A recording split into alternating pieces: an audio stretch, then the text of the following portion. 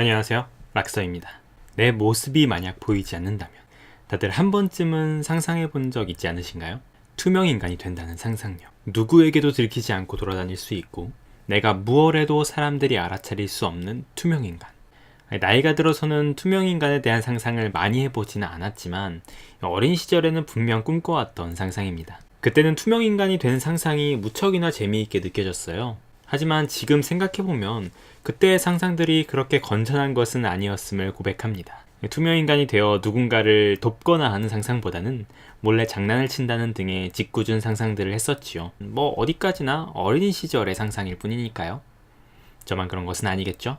투명 인간 혹은 투명해지게 만드는 기술에 대해 많은 연구가 진행되고 있는 세상입니다.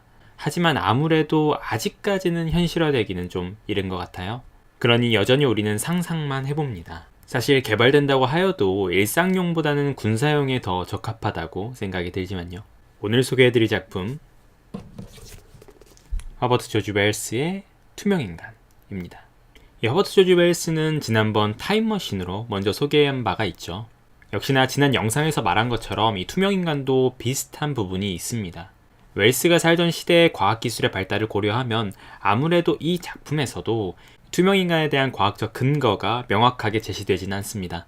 다만 어떤 실험의 결과로 투명인간이 되었고 그 이후에 벌어지는 일들에 대해서 이야기하죠. 이 투명인간 이야기는 한 낯선 남자가 아이핑이라는 마을에 도착하여 이 마차와 말이라는 여인숙에 들어오면서부터 시작합니다. 여주인 홀 부인은 매우 의아하게 생각합니다.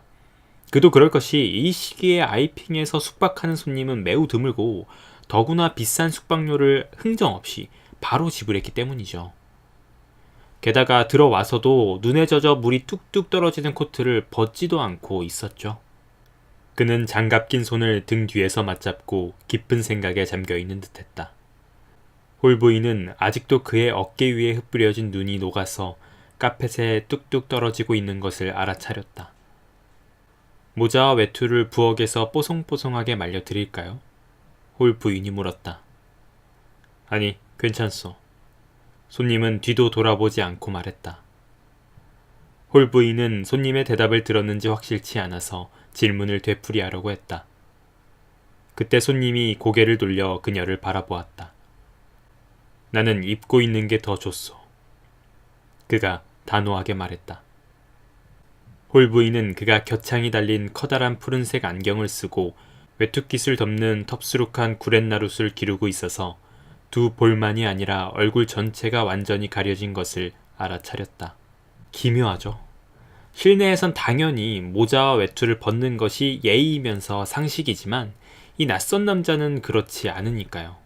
또한 객실에 들어선 이 남자는 햇빛을 극도로 싫어하고 가능한 방해받지 않았으면 한다는 뉘앙스를 내비칩니다. 게다가 곧 그 남자 앞으로 도착한 수많은 유리병은 이 남자에 대한 소문을 증폭시킵니다. 넓은 도시에서야 누가 오고 누가 가건 신경도 쓰지 않지만 이 아이핑이란 마을은 매우 작은 마을이었고 앞서 말한 것처럼 이 남자의 여러 면모가 매우 낯설었기 때문이었죠. 그렇지만 홀 부인은 크게 신경 쓰지 않습니다. 이 낯선 남자가 이름을 말하지 않았음에도 말이죠. 이유는 간단하죠. 그가 돈을 제때 잘 지불했기 때문입니다.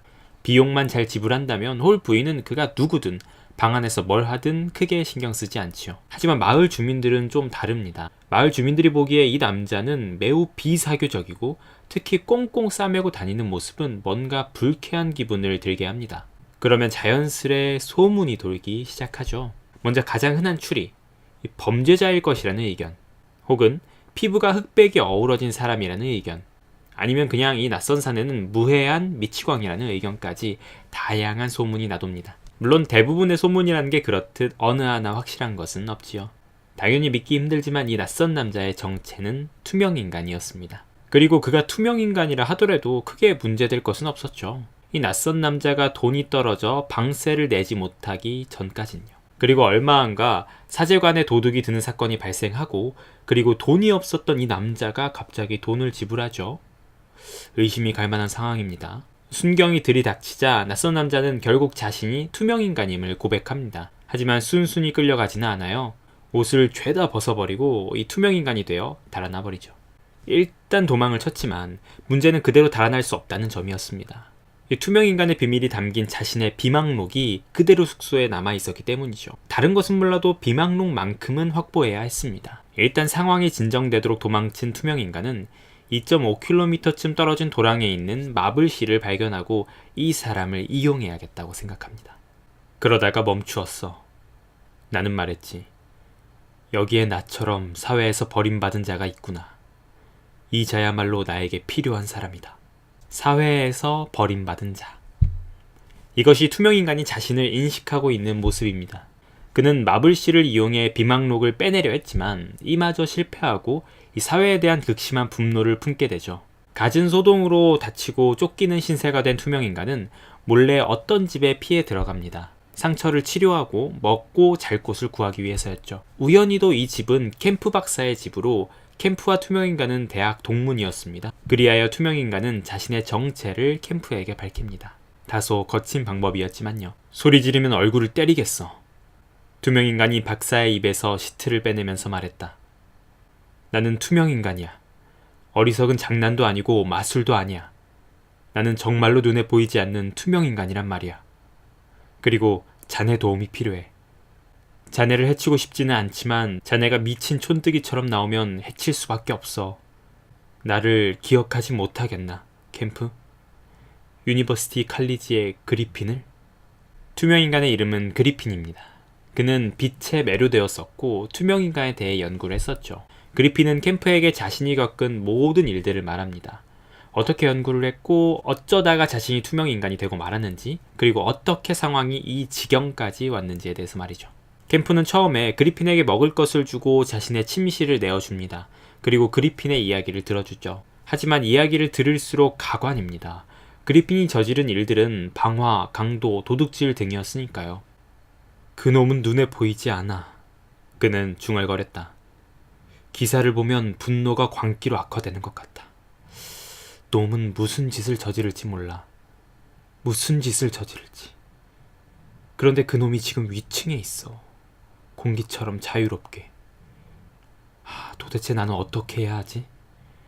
그건 배신 행위가 될까? 예를 들어 내가... 아니야. 그리핀의 행동과 그 안에 담긴 광기를 보며 캠프는 결국 어떤 선택을 하게 될까요? 이후 캠프의 선택으로 그리핀은 극심한 분노에 휩싸이고 상황은 절정으로 치닫습니다. 캠프의 선택이 너무 섣부른 판단은 아니었을 것입니다. 그리핀이 이후에 하는 말들을 보면 더욱 그렇죠. 그런데 우리가 해야 할 일은 살인이야, 캠프. 우리가 해야 할 일이 살인이라고? 캠프가 되풀이했다. 이봐, 그리핀. 나는 자네의 계획을 듣고 있을 뿐 동의하는 건 아니야. 그 점을 명심하게.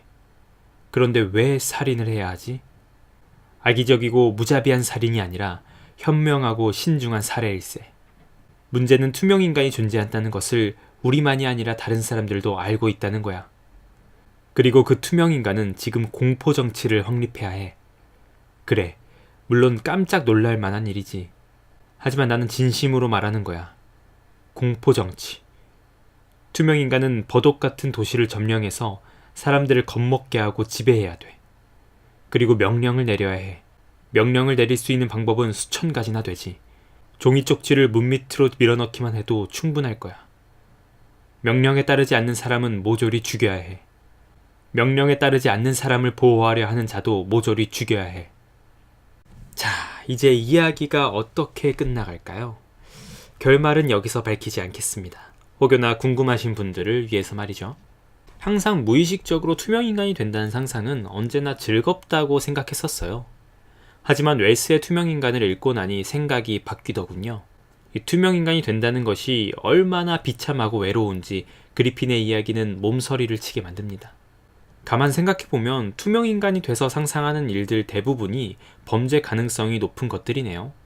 그런데 어째서 그렇게도 재미있을 거라고 생각했는지 모르겠습니다. 분명 제가 악한 인간이기에 그런 것은 아닌데 말이죠. 이래저래 유쾌하고 행복한 투명인간은 없을까라는 생각을 해보았지만 떠오르지 않습니다. 누군가 혹 생각이 나신다면 제게도 조금 귀뜸해 주시길 부탁드립니다. 역시나 투명인간에서도 웰스의 상상력은 놀랍기만 합니다. 막연한 상상을 그럴듯하게 현실에 적용해보고 생각해보게 만들죠. 물론 투명인간에 대해 다르게 상상할 수도 있습니다. 이 그리핀은 확실히 너무 성질이 변덕스럽고 극단적인 면모가 있지요. 다른 과정, 다른 결말이 있을 수도 있겠죠. 그래도 이렇게 가정해 본다는 것, 그 자체가 흥미롭습니다. 여러분이 투명인간이 된다면 어떨까요? 재미있을까요? 아니면 정말 힘들까요? 잠깐 한번 상상해 보세요. 뜬금없지만 이런 상상을 서로 나눠보는 것도 즐거운 일이 되지 않을까요? 지금까지 락서였고요. 제가 오늘 준비한 이야기는 여기까지입니다. 어떠셨나요? 이 영상이 재미있으셨다면 구독과 좋아요 부탁드리고 저는 다음 영상과 생방으로 또 찾아올게요. 그럼 안녕.